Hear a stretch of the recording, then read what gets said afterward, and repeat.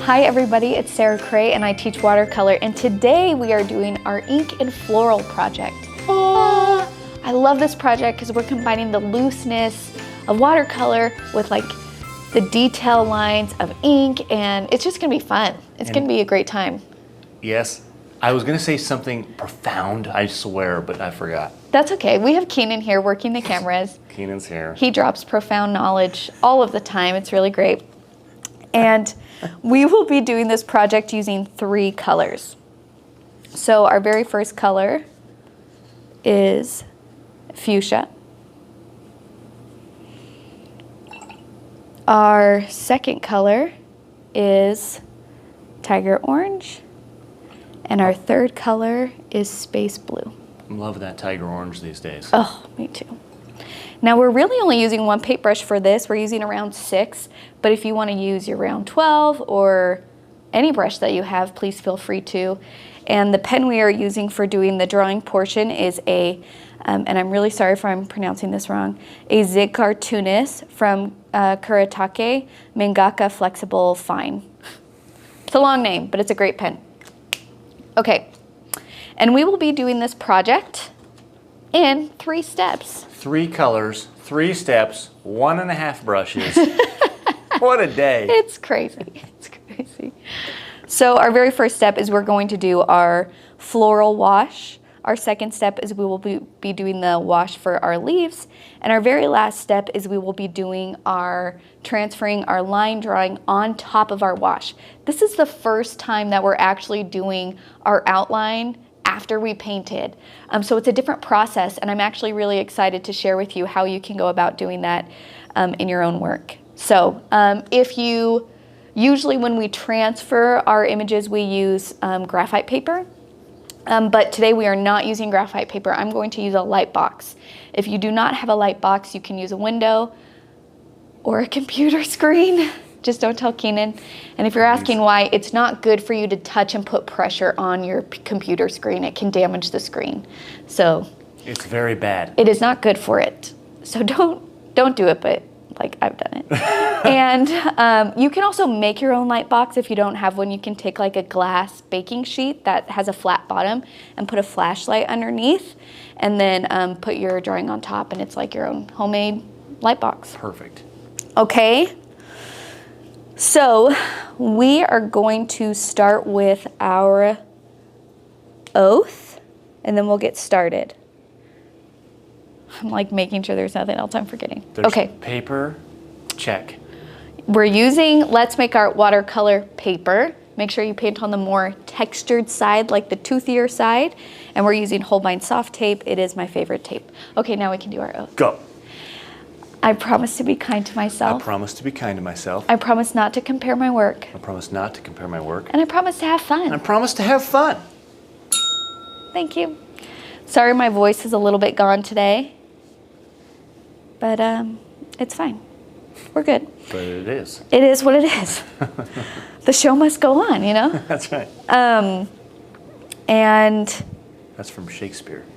Is it? I have no idea. I really wish, I just thought you were going to agree. I would be like, yeah, profound wisdom. One. Number 1. Let's wait for the We got 3 more. We got 2 more to go. Okay.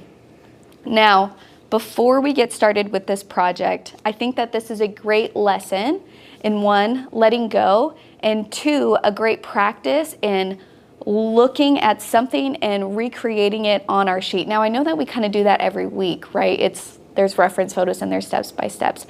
But what I mean by that is we're essentially going to try and line up our wash with this ink drawing, but not perfectly. We're working in generalities here. So I felt like this is a great opportunity for you to learn general relationships of things to each other without it having a huge overall impact to the project, because our wash, we're going to be loose, colorful, really embrace it, and then our line drawing is going to go on top of it, which is really going to tighten it up and create this project. So I want you to really have fun with the washes and don't stress too much about exact placement, exact coloration. Don't let all of that go and embrace that kind of wonder that watercolor grants us, because our detailed line drawing on top of it is really going to do the heavy lifting of this project. So it's really fun. I'm excited for the details. Me too. And the also fun thing about this project is this was chosen and voted upon by our Facebook group. I was debating between this project and another project, and I painted them both and I took pictures. And a while ago, we put it in our watercolor Facebook group and let people vote. So you guys chose this one. What? Yeah. Community-driven project. Community-driven project. So I really hope you guys enjoy it because you were really excited to learn about it. So let's do it. So first what I'm going to do is I want to mix like a peachy pink color. Remember, you guys can change the colors to your liking. You are the artist here and you get to make those decisions. But if you know me, you know I'm a huge fan of peachy pinks and blushes. So that's what we're gonna go and do. So I'm gonna take my 6 and I'm gonna grab a little bit of fuchsia and bring it to my palette and a little bit of my tiger orange. Hold on. I swear there was a hair. Okay. Grab a little bit of the tiger orange and I'm gonna mix that with my fuchsia. Now that is pretty strong orangey color, maybe too orange. So I'm gonna grab a little bit fuchsia and bring that back in. I want it to lean on like the pink red side. And now I'm gonna introduce water. You have to remember to add water to your mixture because blushes and pinks are, like peachy pinks, are a light value naturally. So we need to introduce water to lighten up our values and our colors, okay? So you can see here that now is where I'm getting this really pretty peachy color. And you can make adjustments from here. If you want to have it be a little bit more pink, you can add a little bit more pink. And if you want to test it, there we go. Isn't that color pretty? That is a great color. So, and this is why I love this Butcher Tray palette because like I have this really pretty peach. I also have like more of a warm tone. Oh. And even more of this tone, like all right here. And then I can even grab more pink. So like, I'm gonna be playing with all of these colors as I'm doing the floral wash. Those okay. are nice. So you have a lot of options here just in this one pile for colors and value. Okay. So I'm gonna think about where my outline is gonna be on my paper. And I kind of want it, like I don't want my leaves to go off of my paper, so I want to make sure that my leaves stay within the taped area when I outline it. But I also don't want it too high because I still want my flower, since this is the main focal point of my painting, be a little bit more centered. Okay, so about there. So we have a little bit of a gap between the outline paper and my watercolor paper on the top. And I'm lifting up the bottom to make sure that my leaf doesn't overlap my taped area. Okay, so this is, I know this sounds so weird, but we're gonna be using our hands a lot to measure things. So if I'm thinking about the size of my palm, I'm gonna hold it up to my flower and kind of get a general idea of the size of my flower, okay? So if you have bigger hands, then your fingers are gonna be a little bit closer together. I have small hands, and so my hands are about this size. Roughly this size is my hand. Sarah's 5'11". Okay, so, and I know that sounds silly, but this is what we're gonna do.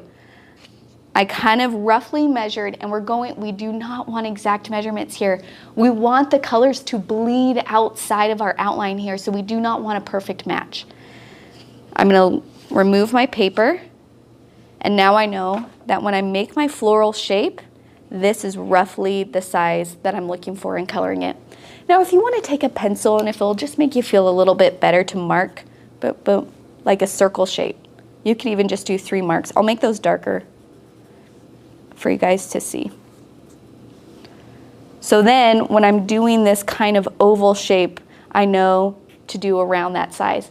Go bigger though. It's good to go bigger than to go smaller because I love how the watercolor bleeds outside of the drawing. And then we're gonna think about where the center placement is. So if this is my oval, my yellow center is gonna be roughly in the middle on the top, just right there.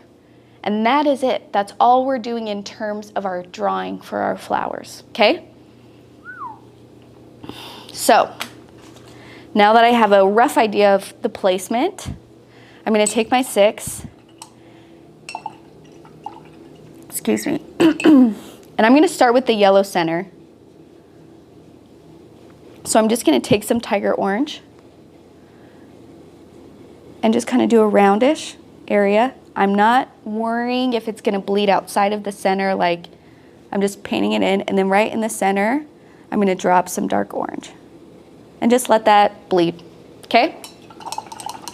And then working quickly, I'm gonna pick up this peachy color and just start laying this color in around. Now I'm doing kind of swoops, like curved lines, because I'm thinking about like the overall movement of the petals, and they kind of like to curve and go in and out. And I'm just dropping in the color. And you can do like, this is where it gets really fun, you guys. Like maybe you want a dark color right here or right here. And you're just gonna let it bleed. Yes. We're not stressing too much about how this ends up, because again, our line drawing is gonna do a lot of that heavy lifting for us. And I'm gonna let this touch my yellow center and just let that yellow center bleed out. Now, if you are not as familiar with watercolor painting or drawing in general, just think about making an oval shape. It does not have to be like petals and details. Really what I'm doing is I'm just creating an oval shape.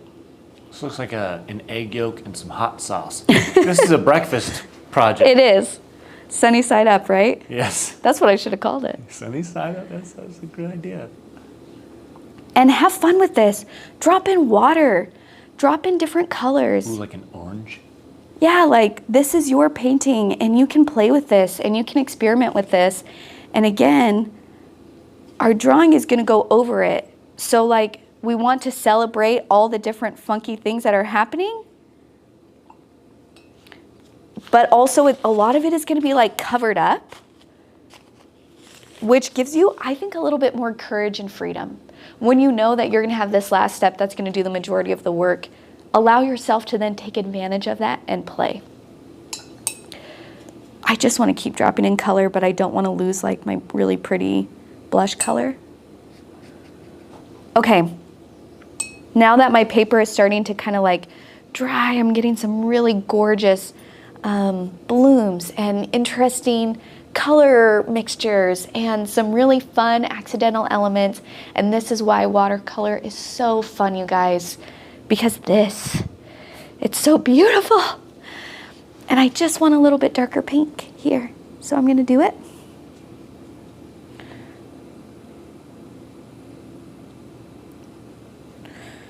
And you can keep messing with this for a long time, but I'm gonna tell myself, okay, why don't you go ahead and, nope, not yet.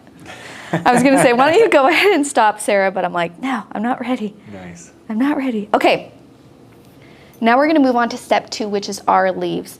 And I'm gonna think about my outline and where my leaves are gonna go. So I know I have leaves directly to the left, and I know I have leaves on the bottom right. I am not gonna stress about the placement of the leaves. Again, we're just thinking about general shape. So if you want to do the same hand thing, you can. This one, I'm gonna let myself be a little bit more loose than I was with my flower, because like the washes I got with these leaves underneath did not look like leaves at all, and they're so beautiful. They are. So I really want to embrace that. I'm gonna take my tiger orange and mix a little bit of my space blue in there. And let me move my palette a little bit to the side so you guys can see. Here's my space blue, tiger orange. So I got this really beautiful dark green. You can also just do more yellow, or the tiger orange and a little bit of the space blue, and get this really gorgeous yellow, like almost like a chartreuse color. And you can also have a more blue green. You see that? Yes. And I'm gonna be playing with those. That's the chartreuse board color? This one is chartreuse. That one's chartreuse board. Yeah. Okay, so now I'm just gonna take my 6 and I'm just gonna create using water, and I'm just kind of doing leaf shapes but swoops. So it's kind of like a curve, and then the curves meet. Here's another one, curves meet. Like, so this one is kind of more an overall shape. We're going longer, and I want some pointing ends, but they don't always have to point. Like this here, this one doesn't point. This one points. You see what I'm saying? Mm-hmm. Have some. Okay. And now I'm going to take this. I'm going to just drop in the green, drop in this green, drop in yellow, drop in blue. And these colors are just going and bleeding. Again, I'm not thinking I have to paint leaves. I'm thinking, how can I create an interesting green wash with a lot of different values and hues in kind of a wonky shape? Because I'm telling you, after we put our drawing on top, they're gonna know it's leaves. We're drawing leaves on top of it. They're gonna know it's leaves. So like, take that stress out of it. Okay, and I'm gonna do the same thing over here. And this pink is still wet, and it's probably gonna bleed. I'm okay with that. Let it bleed. So you can just put like water. If you wanna try and kind of follow the shapes, generalities, this is what I mean by this is a great project for you to kind of try and get these objects to relate to each other, but it's not the end of the world if they don't. And then just drop in the color and let yourself have fun. Like, I'm sorry, can we just talk about what happened right there? Because it's so beautiful. It is. That's a wonderful combination of freedom and color. So just like... It looks vintage. It's making me so happy. Maybe some more of this kind of like chartreuse color a little bit. Excuse me. And again, like, I'm not going to touch this because I think that's just, I just am so in love with it. But maybe I want to like thicken this. Like, you know what I mean? Like, mess it up. If you notice yourself being too stressed and thinking like, does that look like a leaf? That's when you need to go in there and mess things up, okay? Okay. And I just really love what the slate did to that. So I'm gonna drop it a little bit more in here. Oh, that's pretty. That left side is good. I'm so happy right now. I'm having the best time. Maybe this could be, and like you can go in there and like add stuff too, you know, like, wow. Just for a second, I want you to just really appreciate what's happening right here. Because I know that we define art as kind of more the ability of being able to do realistic representations of what we see. And there is skill that comes with that, and that is a talent, and absolutely that is art. But there's other options for art that doesn't have to be tied so much to the realities of what we see. And that is where we can put our own expression and experience into it and give people an experience of something outside of what they've already seen. That's where we can really have fun and play. And so when we embrace that aspect of creating artwork, our world is opened up to opportunity of how we can create. And I love watercolor because it's just this really fun way where I just made some weird and wonky marks with water and then dropped in paint and was just like, look at that. That's so cool. Like, I think I'm now more in love with this side. I still like that vintage leaf on the far left. This guy? Yes. Yeah, that one's good. That one looks so good. That one is so good. And look at what happens when this green touched my flower. Now, if I were to try and do a realistic painting, I'd be like, no, the leaf doesn't bleed into the flower. And there's room for that there, so I don't want you to think I don't appreciate that art. But like, we can see this, we can appreciate watercolor for doing what it's supposed to do and just not be mad at it and not have to control every aspect, that we lose the fun and the joy. That's step 1 and 2.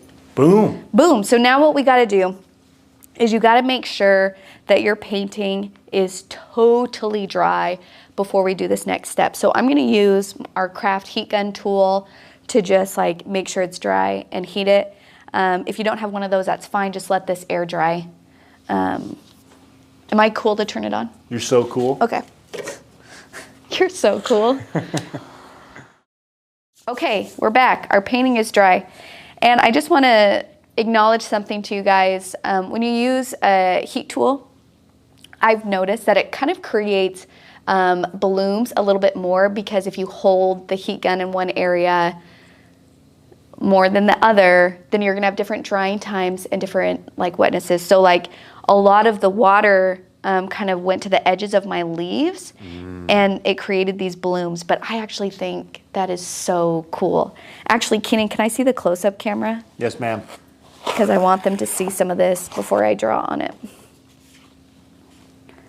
Like, do you guys see how beautiful this is?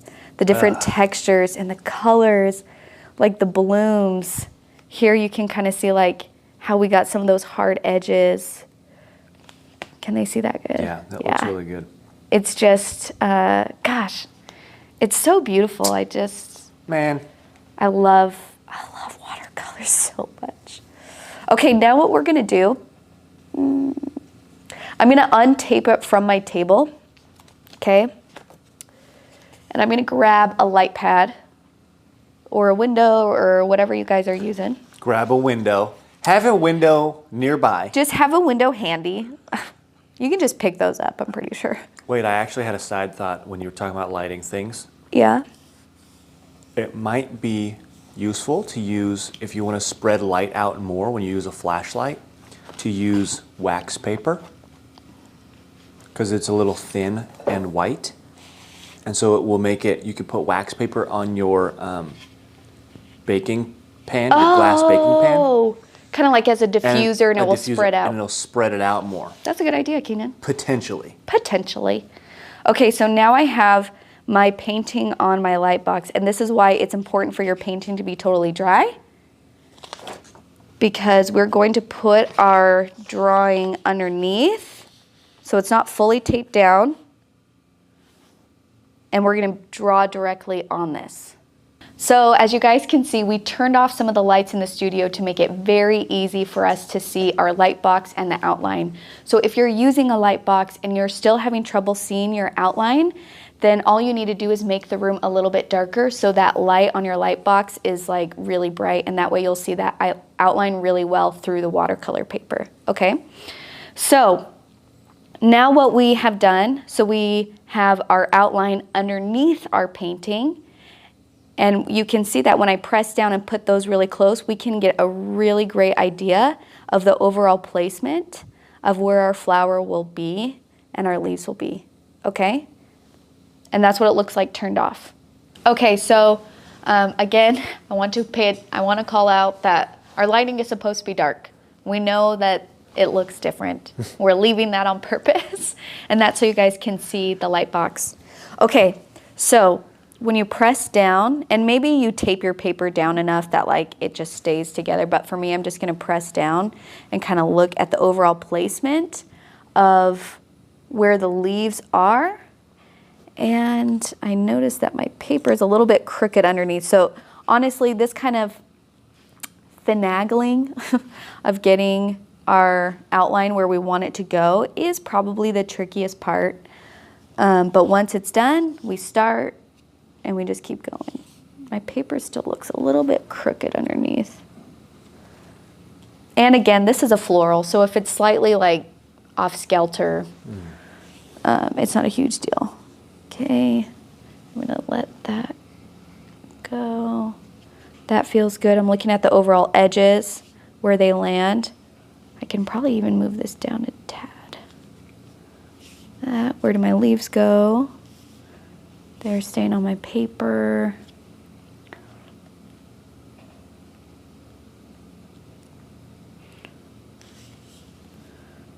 Yep, yep, yep. And how much area are we gonna have? So I'm kind of like looking at a few different things. Let me turn this off. The overall, where my painting, how my painting is centered and how my drawing is centered. So I'm looking at how much space I have from edge to edge. As you can see, my left side is hugging the left side of the paper a little bit more than the right. That's really not a huge deal either because we usually trim these down, or I usually trim these down. So it's not a perfect 9 by 12. Leaf, leaf. Okay, and then at some point you just gotta say, that's pretty good, let's get started. So I have my light box on the highest lit setting so it can get through that watercolor paper.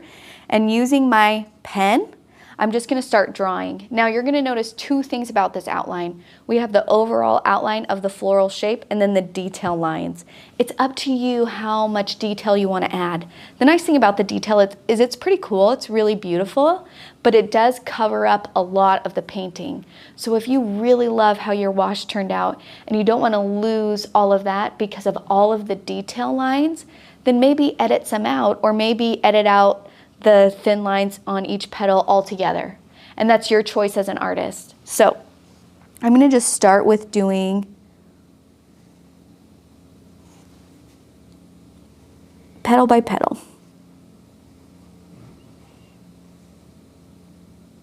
Like that. And then there can be times while you're like kind of trying to draw it and you're like, what is happening? Don't stress. It's just a drawing. It's not a big deal. This feels like it's getting real serious. This is kind of now where we're going back to our, you know how we did our neurographic project and it was kind of meditative, like that repetitive. Yeah. We're kind of going back to that because it's really just drawing these lines. Those detail moments. Yeah. Nice, quiet. It's kind of nice. Yeah. And now the nap lighting is on. Listen, I might just start, if you see my head on the table, it's fine. Don't worry about it.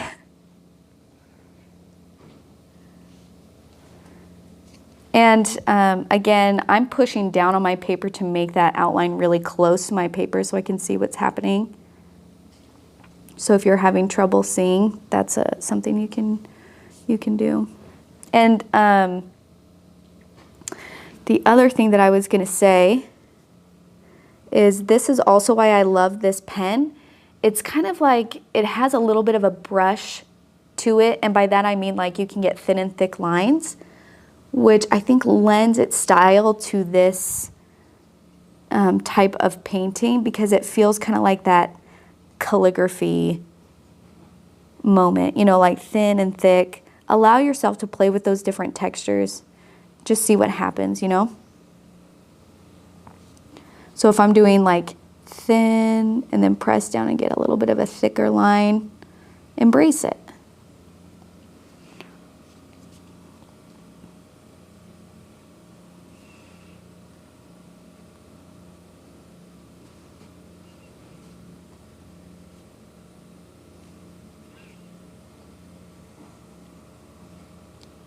I also really love this project because it gives you guys a little bit of an understanding of the overall like form and shape of flowers and petals. Line work, even though that's not really something we do in watercolor a ton, it's a great opportunity for you to see how like through the angles of lines, we can give our viewer information on the overall form and shape. And so like, if you're not drawing stuff on your own, that's okay. Like just this little exercise on paying attention to how our detail lines change across a petal is great information for you just to pay attention to.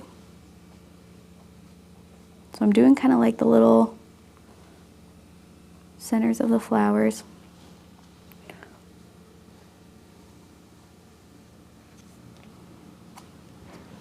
I secretly love the lighting of the light pad underneath. That it makes it... How cool, like, oh, just in the studio setting, it looks really neat on the camera. Does it? Yes, I enjoy it thoroughly. Okay, now I'm gonna move to my leaves. And again, I'm just doing the outline of them. I'm not doing detail line yet. And it's possible, excuse me, it's possible that you might have gotten your wash really dark in some areas, that even with, you know, the light box on the highest setting, it's kind of tricky to see that outline through it. Don't stress if that's happening to you. Just make it up as you go, you know, like, you're like, oh, I'm not sure if that's like the end of the leaf or a detail petal or what. Well, that's okay. Just like make a decision and go with it. Not the end of the world. And people are still going to be able to tell it's a flower. Yeah. Okay, and then we got to do this side here.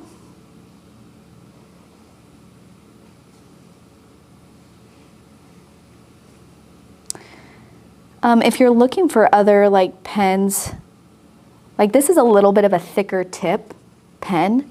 Micron pens work really well because they're in various different tip sizes. So you can, if you want like really, really fine details, you have that option. The only thing to keep in mind is that watercolor paper has a texture to it, cold press at least. And so if you are working with pens that have like a really fine tip, it's really easy to actually like bend those tips or kind of mess them up because of how rough watercolor paper is. So just keep that in mind. Not saying you can't use micron pens, but if you're noticing that, that kind of happens. Okay, and then just for a second, we can turn off our light and get a painting of our, or get an understanding of our painting so far. Cool, yeah? Look at that thing. Is that fun? Yes. Okay, and now I'm gonna turn it back on. Oh my goodness. And now I'm gonna start doing the detail lines. Same thing, petal by petal. Just kind of following what's there. It's not the end of the world if it doesn't follow exactly. And you can pick and choose how much you leave in. So maybe after we did that step and you turned it off and you looked at everything, you were like, actually, maybe you had a reaction like Keenan and you're like, oh, I love it. I'm just gonna leave it just like that. Do it, like. Yeah, I was like, dang, that's a flower, we're good. Yeah, you can. You absolutely can do that because maybe you really just love how your washes turned out and you don't want to cover them up. And really, you can't just have one flower. A bouquet is made of multiple flowers. That's true. It's like a bag of chips. So I love this technique. This is a great technique if you also want to start working on improving your drawing skills, because what you could do is you can do sketches of or drawings of flowers or maybe your house or maybe anything you want. It doesn't even have to be on watercolor paper. It can be in your sketchbook. And then you can do a wash in your watercolor book and use the same technique that we're doing now and layer a drawing that you already did that you really liked on top of it and do a loose wash underneath and you have this really beautiful painting. Oh my gosh, what a cool idea. This is what I just pictured. Okay, tell. I don't know why. Whenever someone says house, no matter how many houses I've lived in, I always picture the same house. Okay.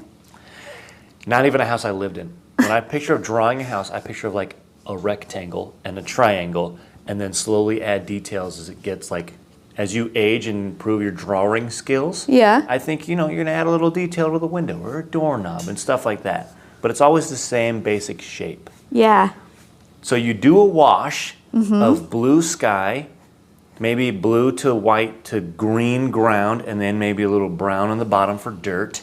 And then you slap that tree on top, and you've got a beautiful watercolor alive explosion. Yes. Just color.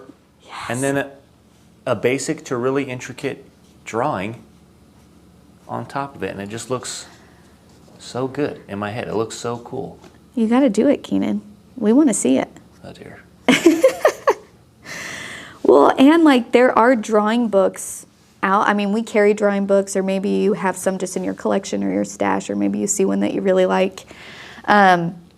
This is how you can combine drawings and line drawings with what you're learning with watercolor without really having to, you know, like we paint animals all of the time, but maybe you want to utilize what you're learning from drawing animals with the fun, wonderful world of watercolor, and it can just be a bright wash underneath, and it can really liven up your drawings, you know, like there's a lot of options with this, and I'm really excited that you guys chose this project because I really wanted to show you how to do this technique.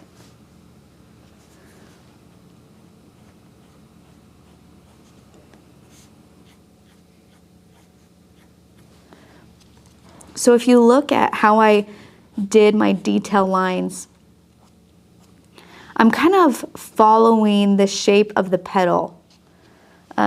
If we're looking at, like, let's say we're looking at this petal, it comes out of here, so this is where my line work is gonna start.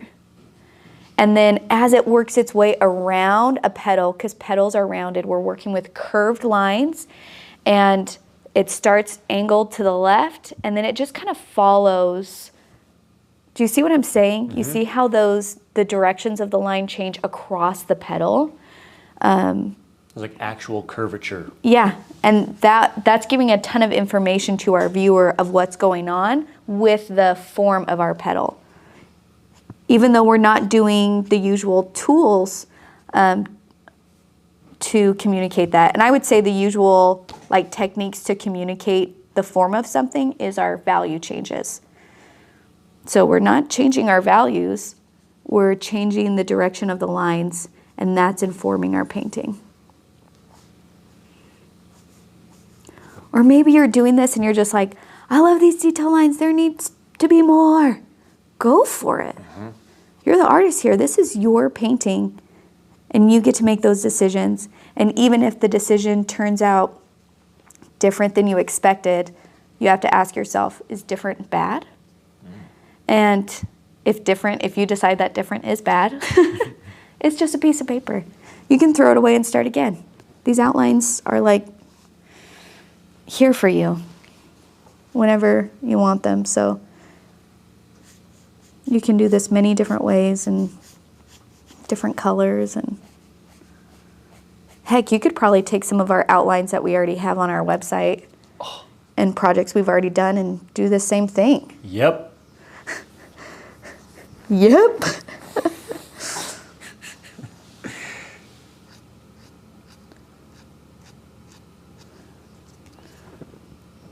I keep thinking of, sorry, go ahead. Oh, I was just going to say, after I finish with this leaf, I'm going to turn off my light so you guys can get a sense of what this looks like now. I was going to say, I keep picturing the rainfall project with this technique. Oh, yeah. Storms. The storms. The storms. You could actually do that little like silhouetted black horizon line with this pen, too. Ooh, in the little barn? Yeah. That'd be sweet. Okay, let's turn this off and see how it's looking. Ah! Very nice. Isn't that so cool? That looks incredible. I kind of actually really love, you see how this leaf doesn't have any green? Yeah? I kind of really love that though. You know what's interesting? What? I love all of it. My least favorite of it, though, Yeah? my level 3 of favorites, Please tell me what you don't like about my painting. was the yellow. Until you added the detail lines, Oh, it might be my favorite part. Yeah. It makes looks- that center pop, right? It looks so good. And the value in turning off your light box is you can actually get an understanding of what's happening on your painting, and you can make adjustments because you can see your painting a little bit easier. So I'm adding more detail lines in here because I just felt like it needed it. It looks so cool. But like, there we go. Oh, that feels better. Okay. Okay, and let's turn it back on and keep going. And like I even use just thick black lines on some of these. Like you can see I did that on my leaves. I kind of filled in that kind of curve of the leaf. That's up to you if you want to do that or not.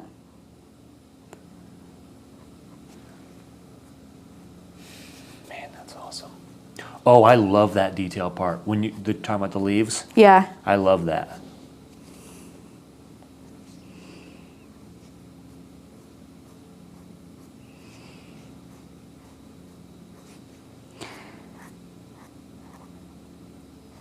And you can even do, like I'm doing thin lines, but even adding some dots in there, as in like the thin line continues and thins out to little dots, I think brings a really cool element.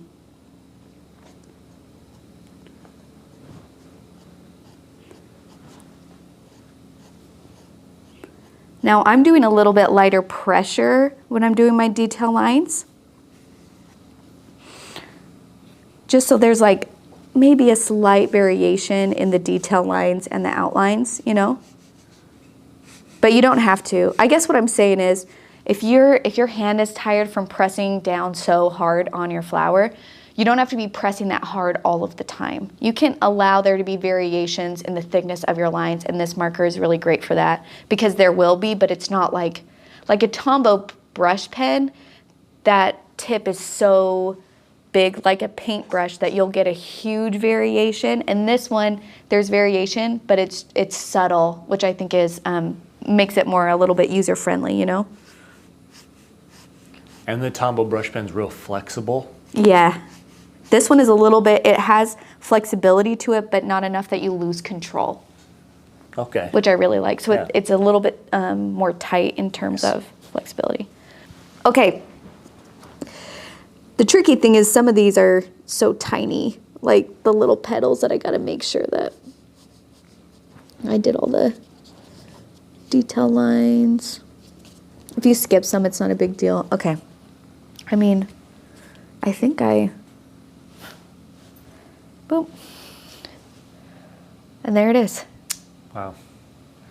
And Keenan, do you want to turn these lights back on? Yes, I do. Okay, so now that our tracing is essentially done, what we can do is we can look at our outline and our painting and just kind of see, like, okay, are there any areas that I want to maybe sharpen or thicken? Maybe I didn't get as much detail. So I love to kind of, and again, this is a great exercise in looking at one thing and seeing now how it relates to another thing. And this is a skill. It takes time, but a lot of it is just paying attention. I had this one art teacher say over and over again, this is in relation to this. This is in relation to this. And it was basically training your eye to see all of the different points of reference, whether in a still life or a photograph. And then when you're trying to recreate that in a painting, recognizing the relationship between those points of interest. Does that make sense? I think so, yeah. So if I'm looking at, and you can just do it petal by petal. If I'm looking at the petal behind here, okay, this needs to be a little bit thicker on the top and filled in. And there are some detail lines behind there that I forgot. So I'm just gonna put them in now. Okay, and then, okay, let's look at this petal. Okay, that actually looks pretty good. So you see how I'm just kind of going through petal by petal. And if you're watching me do this and you're like, I would rather die than take the time to like go through petal by petal, I understand that too, and you don't have to. I'm just saying, like, this is a really fun, easy way to start training your eye to notice the differences. It's like, do you remember those questions where they would have like 4 pictures and they'd be like, notice the difference? Mm-hmm. It's kind of like that. Oh, okay. Yeah. That's not bad. That's essentially what we're doing. And if you do it by petal, Yeah. it's like DreamWorks.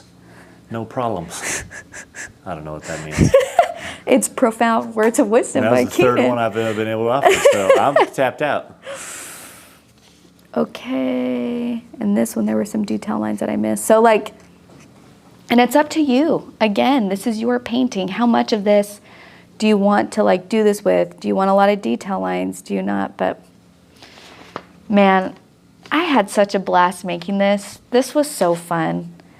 And I hope that with this project, you recognize that watercolor is just fun, and it doesn't have to be so precise all the time. We can really utilize it to celebrate the different colors and washes that we get. And we can combine some techniques like using pens to elevate our paintings. We can start learning new skills like drawing and bring that to our watercolor practice. there's so much opportunity here. And I hope that you guys really had a great time understanding the process, letting the colors bleed. And I just want to point a couple areas out. Like, I'm still in love with this area. I actually really love that this really light, barely there color wash is not covered by any of the black. It's just soft. It's soft and beautiful, and we can see that transition from green to pink, or green to yellow to pink. I love that I have some hard or like darker values, kind of like where these petals are almost meeting, which was accidental and fun. I love that my yellow center bled out, but you know exactly where that center is on that flower, so it doesn't even matter. You know, like, I take a minute and go through and really celebrate all of the different things happening here. Like, look at that green bleeding into that pink right there. That's beautiful. I actually really like how the bleed on the left side you mentioned in the beginning. I like how that almost looks completely separated because of the detail line. Yeah. I thought that was really cool. So I hope you have fun with this. I hope you take this this marker and really play with it and create your own work. I can't wait to see how yours turns out, and just by the nature of this project, they're gonna look very different from each other. So have fun with it, celebrate it, learn from each other. If you're on our Facebook group, you can share your work, and I really hope that you do. It's really scary and it's really vulnerable, but let's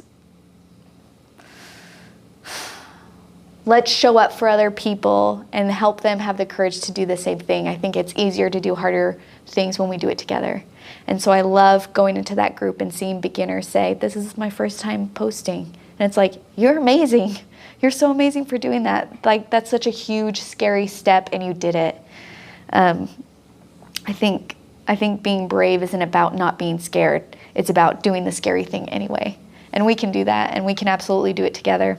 So that's called Let's Make Art Watercolor. If you haven't joined that group yet, we're on Instagram, and that is called Let's Go Make Art, and hashtag Let's Make Art. And if you need any of these supplies, including this light box, you can get it on our website, letsmakeart.com. So thank you so much for painting with me. Keenan, thank you for your words of wisdom. You're welcome. And I'll see you guys next week. Bye.